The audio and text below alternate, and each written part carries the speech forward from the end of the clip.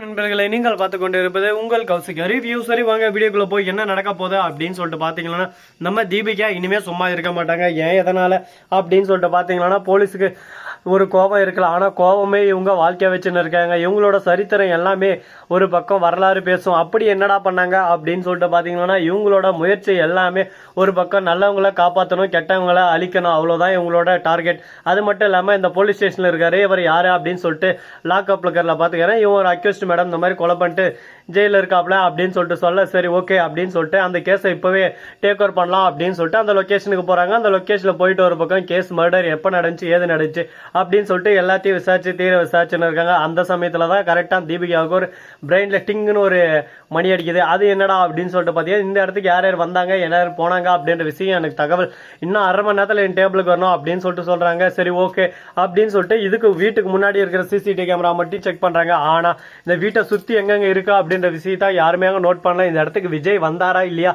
அப்படின்ற விஷயத்த நோட் பண்ணி இருக்கணும்ல, யாருமே நோட் பண்ணலைங்க. அது எல்லாத்தையும் ஒரு பக்கம் தீவிரமா நோட் பண்ண ஆரம்பிக்கிறாங்க.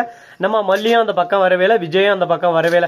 அப்ப எப்படி கொலை நடந்துச்சு, அடுத்த நாள் காலையில இந்த மாதிரி கொலை நடந்துச்சுன்னு சொல்லிட்டு நியூஸ் வந்துச்சு. இது மல்லி மேல பழி போட்டு இருக்காங்கன்னா அப்படின்னா அது யாரோ வேணும்னு மல்லி கூடவே இருந்துன்னா, மல்லி கூடவே இருக்கிற ஒரு நபர் தான் இது சதி திட்டம் போட்டு அவங்கள மாட்டி வரத்துக்கோசரம் சதி வேலை செஞ்சிருக்காங்க. இப்ப மல்லிக்கு ஆகாதவங்க யார் யார் இருக்காங்க அப்படின்ற விஷயத்த நம்ம யோசிச்சு திங்க் பண்ணி எடுத்தா போதும். அடுத்த செகண்டே மல்லிக்கு காப்பாற்றலாம், அதே சமயத்துல மல்லியை காப்பாற்றுறது சொல்லிட்டு ஜெயில கம்பின்னு இருக்காரு விஜய், அவனையும் காப்பாற்றலாம் அப்படின்னு சொல்லிட்டு தீபிகா பேசினு இருக்காங்க. வாவ் தீபிகா நீங்க வேற லெவல், எக்ஸ்ட்ராடினரி அப்படி இப்படின்னு சொல்லிட்டு நம்ம பாராட்டுறதுக்கு வார்த்தையே இல்லாத அளவுக்கு ஒரு பக்கம் பெருமையா தாங்க பண்ணிருக்காங்க. இந்த மாதிரி எல்லாம் பண்ற நம்ம தீபிகாவுக்கு வேற மாதிரி ஒரு பக்கம் சர்டிபிகேட்டே தந்தரலாம். சரி இதெல்லாம் ஒரு பக்கம் போட்டுன்னு சொல்லிட்டு விட்டாலும், அதே சமயத்துல மறுபக்கம் என்ன நடக்குது அப்படின்னு சொல்லிட்டு பாத்தீங்கன்னா, கரெக்டா நம்ம கதிரேசன் இருக்காருல அவருக்கு போன் வருதுங்க. யார்கிட்ட இருந்தா அப்படின்னு சொல்லிட்டு பாத்தீங்கன்னா, நம்ம தலைவர் மனோர் தான் போன் பண்றாப்ல.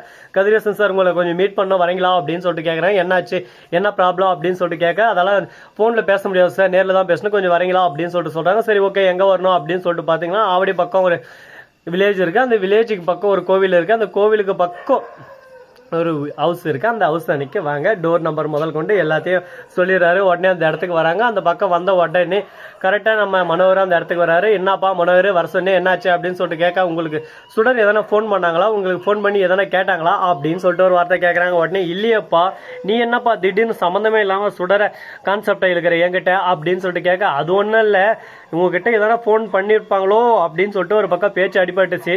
அதனால முன்கூட்டியே தெரிஞ்சு வச்சுன்னா உங்களை காப்பாற்றுறதுக்கு எதனா வசதியா இருக்குல்ல, ஒருவேளை நீங்க எதனா பண்ணி அதில் தவறுதலா சுடர் ஏறது அந்த விஷயம் உங்களுக்கு தெரிஞ்சுனும் ஒரு பக்கம் தெரியாம இருந்தீங்களா. இப்போ வந்திருக்கிற மேடம் வந்து ரொம்ப ஸ்ட்ரிக்ட். அவங்கள பொறுத்த வரைக்கும் நேர்மையானவங்களே எப்பவுமே காப்பாற்றி ஆகணும்னு சொல்லிட்டு நினைப்பாங்க. நான் இந்த வெண்பாவை காப்பாற்றுறதுக்கோசம் தவறுதெல்லாம் நடந்துச்சு அப்படி இப்படின்னு சொன்னாங்க, நம்மள ஏதோ ஒன்று வெளியே விட்டுருவாங்க. இல்லை மறைச்சோம்னா அடுத்த செகண்டே நம்மளுக்கு துண்டா காணும் துணியா காணும், நம்மளுக்கு ஒரு பேக்கப்பை போட்டு நம்மளை துரத்தி அடிச்சிருவாங்க. என்ன சொல்றீங்க கதிரேசன், நீங்க எதனா பண்ணீங்களா, அதில் எதனா உங்களுக்கு சம்மந்தம் இருக்கா அப்படின்னு சொல்லிட்டு கேட்டதான், ஐயோ எனக்கு என்னடாபா சம்மந்தம், இதுக்கு எனக்கு எந்த சம்மந்தம் இல்லை, நீ ஏதோ ஒன்று பேசி ஏதோ ஒன்று குட்டையை குழப்பி எனக்கு ஆப்பை சுட்டுரு போல இருக்கே, நீ ஆளை விட்டா சர்றா சாமி அப்படின்ற மாதிரி ஒரு பக்கம் சைலண்டா அங்கிருந்து கிளம்பிடுறாங்க. சரி ஓகே அப்படின்னா இவங்களுக்கும் அதுக்கும் எந்த சம்மந்தம் இல்லை போல இருக்கு, வேற ஏதோ பிரச்சனை இருக்கு, பாப்போம் பார்த்து என்ன விஷயம் ஏதுன்றத கொஞ்சம் விசாரிச்சு தெரிஞ்சுக்கணும் அப்படின்னு சொல்லிட்டு மனோகர் அங்கிருந்து கிளம்புறாரு. கதிரேசன் பெருமூச்சு விடுறாரு. அப்பா நம்ம போனதும் ஒரு பக்கம் தெரியல, நம்ம அடியால் போயிட்டு வந்ததும் தெரியல, அந்த பணம் ஒரு பக்கம் மிஸ் ஆயிடுச்சு, அந்த விஷயமே யாருக்கும் தெரியல. அது வரைக்கும் சந்தோஷம்.